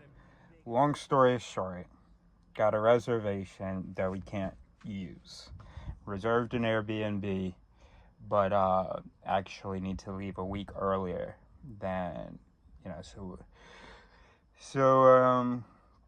So I was talking to Mom about how we're going to handle it. I was saying, when we show up, he's going to ask us for all of the payment for the 2-week stay, even though we're only staying a week. I think we should just forget our security deposit. We've already given him about a quarter of what the whole rental would be. And if he wanted to be cool, because it's August, and surely he'd be able to find some tourists who want the place. Or if he had at least communicated to me that he was going to try, then anyway. So now that's a very uncomfortable thing for a human mind. Hold on, what do you mean just drop the 400? Now, it's not my 400, it's my mother's. I wish it was mine so that I could know how I would handle that. I know that I would experience the sunk cost. I would think, oh, we have to keep going because we've already put money in it. But I also do know about sunk costs, so there would be another part of me that would say, hey, that might not be true. And I think here's maybe sort of an idea for how to deal with the sunk cost fallacy. It's this question. Is there a world in which that money isn't sunk? That you haven't paid that? Or that you get that back? No, there isn't? Okay. Then don't worry about the money. What future do you want? Pretty straightforward, right? If you're at the ballet, you sat there for 20 minutes, and 20 minutes into the 3-hour show, you're like, I do not want to be here. And you spent $200 on the ballet. And the options are to go for a walk, the two of you. Let's say both of you don't want to be there. You guys go for a walk, go for dinner, in which case you'll be spending more money. But here's my question. Is there any way to get the money back from the ticket? No? Okay. Then the money you spent on the ticket actually does not matter. Now, if you're somehow planning for the future, if you're budgeting, stuff like that, and also you should still learn from this experience. Damn, I spent $200 on a thing I found out in 20 minutes I didn't like. Or 400 or whatever. But for that specific instance, the only question is, what future 2 hours do I want? What future 3 hours do I want? Do I want to continue to sit here and watch this? It's possible that, it's only 20 minutes in that it's gonna change. Or do I feel like going for a walk downtown? And it's that simple. And there is going to be the sunk cost that's going to keep going, what the fuck are you talking about? Go for a walk. Do you guys not understand? We spent $400 on these 2 tickets. And you just got to say, hey, sunk cost it?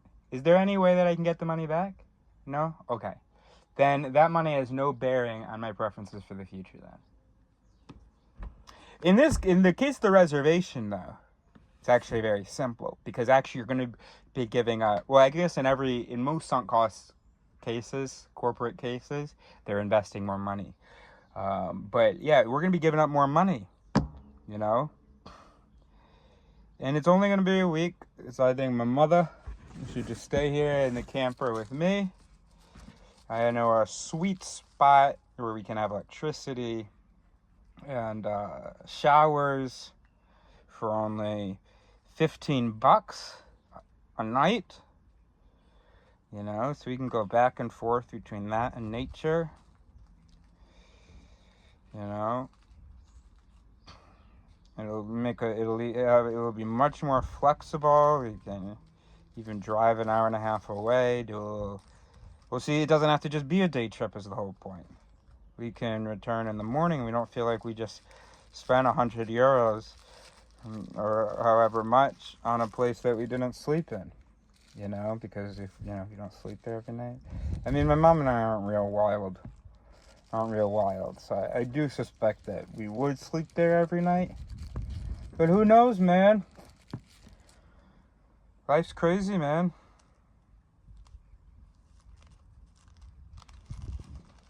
You know? Oh, and another way to avoid regret, just while I finish this, another way to avoid regret, or to avoid, you know, the full impact, the full emotional experience of regret, is to anticipate it. And that's one thing my mom had done. She said, oh, I was aware when we gave him the 400 that it was possible we wouldn't, like, see it again, or that it would be wasted.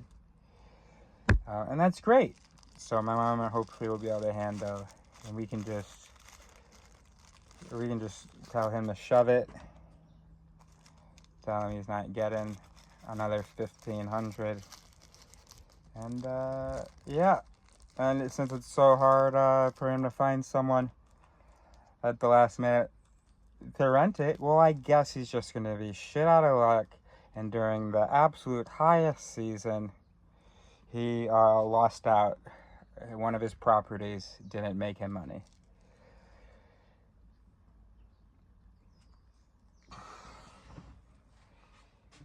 Tough, bro. That's life, bro. It was tough for us, the idea of having to pay for a week we weren't going to use. And you telling me it was non-negotiable, even though we didn't sign a contract, because you didn't want to use Airbnb, right? You contacted me and took it outside of Airbnb, right? You'd have your money if you had stayed on Airbnb. We wouldn't even be able to back out. You think we can't back out even though we're not on Airbnb? Hell yeah, we can back out. Because you know what? That's how life works. Shit changes. I was happy to warn you to try to find a solution. Your response was not, all right, give me a week's worth, and I'm going to try to find someone. If I can't find someone, though, for the reservation, I do need to, you know, charge you a bit, blah, blah. And even though that's kind of bullshit, I can be understanding of that. And, you know, it's so funny. The landlords, it's like they don't take risk. It's like we assume all the risk. I mean, obviously he does take risk. He buys a place and maybe there won't be any tourists and blah, blah. Obviously, yeah, he's taking risks. But what he isn't taking risks with is sort of the actual customer. So it's the customer that assumes all the risk. Well, that's not true. I guess it depends on the cancellation policy. But this one is no refunds at all. Definitely isn't a doctor. She goes, why did you say that? And I go, because I thought, and this is how I phrased, you know, what I actually said. This is the version that I gave. And I also told her, I told her I'm honest. And then she's like, yeah, I can tell. And I was like, I lied. I've lied. But it makes me very uncomfortable, and it's rare. But yeah, so yes, I did lie. I did not tell her that I thought that nice.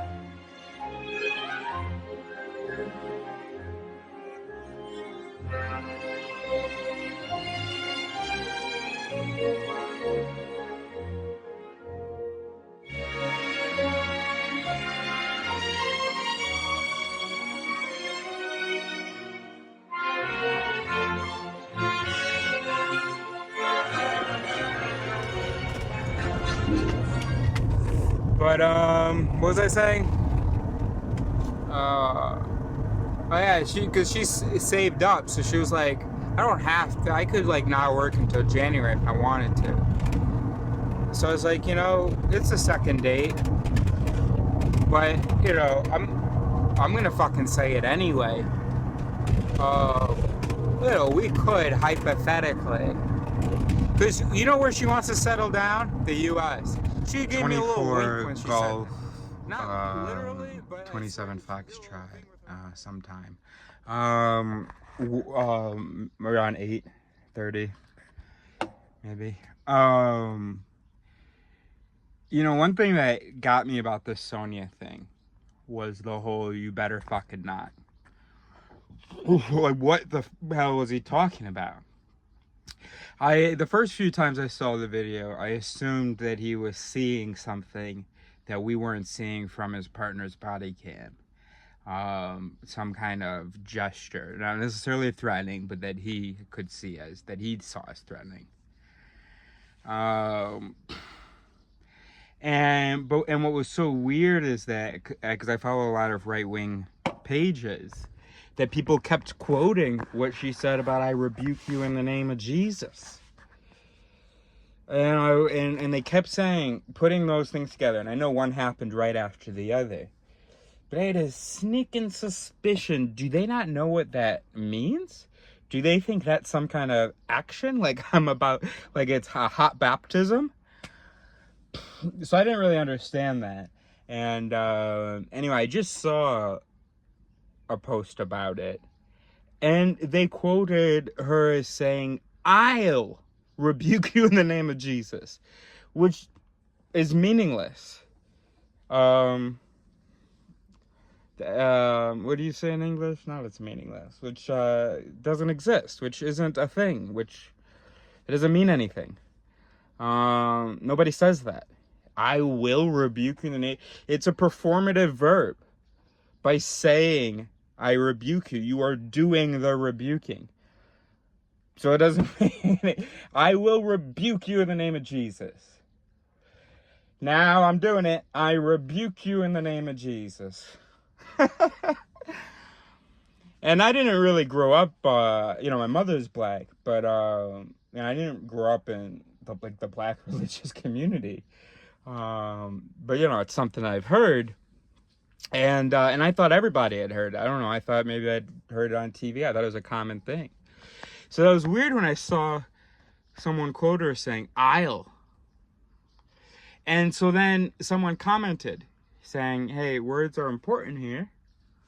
And it's, she didn't say "I'll," because that does sound like a threat. And so it's important to point out, she did not say "I'll." She said the very common thing, "I rebuke you in the name of Jesus." And then the guy who had made the comic strip that was about it, he said, okay, the media reported it as "I'll," and also, and he had never heard this expression. And that's just so huge. I think that's really why she lost her life. Why she lost her life is because that guy was a shit person. Well, it's because we're shit humans. And it's because cops have a shit culture. But if I could only change the tiniest of things to save her life, it would have to be something about his knowledge about what that means. That's so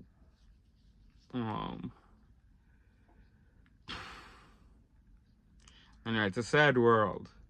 Because, the easy fix to something like that is, first of all, cops shouldn't be going on mental health calls. Now, it wasn't a mental health call, it was an intruder call. But as soon as it's identified that there's no intruder, they need to go away. And then also, there needs to be someone with a fucking cultural connection. You can't police other groups. Can't do it. And someone who says something such as "I rebuke you in the name of Jesus," is very much a part of the black group. It's a very black thing to say. And someone who doesn't know what that means must be very much a part of the white group. That's a problem. You can't police other groups. If you have a cop that doesn't have cultural knowledge, and honestly, it should be a little test. Honestly, you know, what certain hand gestures mean, what you know, what certain words mean, you know, what certain customs are, and so on. You know, different cultures surely have different ways of sort of surrendering or showing innocence or showing willingness to cooperate. And I'm sure some of those ways could be interpreted as threatening. Like what? I don't know.